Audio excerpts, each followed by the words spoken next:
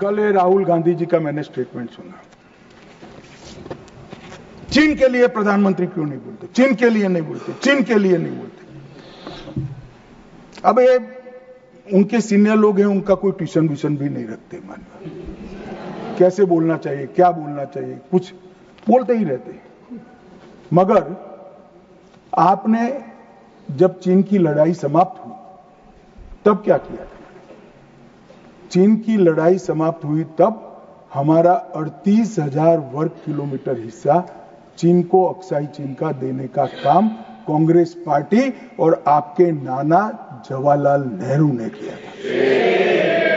मान्यवर 1955 में देश में बहुत कम लोग जानते और ये पूछ रहे हैं कि कल मुझे कहने लगे झूठ बोल रहे हैं। मैं आज चीज भी लेकर आया। मैं selected works of Jawaharlal Nehru series volume 29 पृष्ठ 231 पढ़ रहा हूं, जो नेहरू जी ने स्वयं संकलन करा है। इसके लेखक जवाहरलाल नेहरू स्वयं है।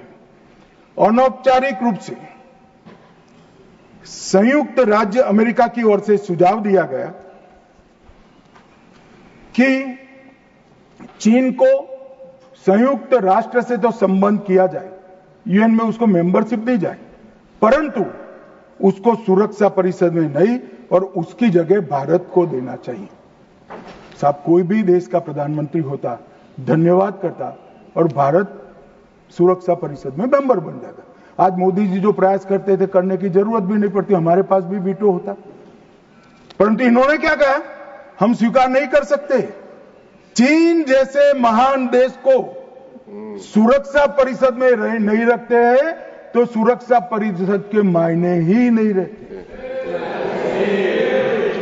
ये मान्यवर कांग्रेस का चरित्र। कल हमें सवाल पूछ रहे थे और चलो नाना तो बहुत दूर की बात है। इन्होंने मान्यवर एक प्रकार से चीन के बारे में राजीव गांधी फाउंडेशन, जिसकी चेयरपर्सन उनकी माताजी थी, उससे एमओयू किया, चीन से पैसा लिया। हमने एफसीआरए का लाइसेंस यही बिना पर कानूनी तरीके से राजीव गांधी फाउंडेशन का एफसीआरए का लाइसेंस कैंसिल कर दिया। क्या राहुल गांधी देश की जनता को एक प्रेस कॉन्फ्रेंस करके बता सकते हैं कि चीन के साथ क्या एमओयू हुआ था? मान्यवर, हम जब हमारे सेनानी चीन की सेना के आंखों में आंख डालकर डोकलाम में सीना चौड़ा कर कर खड़े थे, तब ये चीन के राजदूत के साथ गुपचुप मीटिंग स्वयं राहुल गांधी करते। ये तो पीढ़ियों से चीन प्रेम चला रहा है। हिंदी चीनी भाई भाई से शुरू हुआ, सोनिया गांधी के राजीव गांधी फाउंडेशन से गुजरता हुआ चीन के राजदूत की मीटिंग तक आया।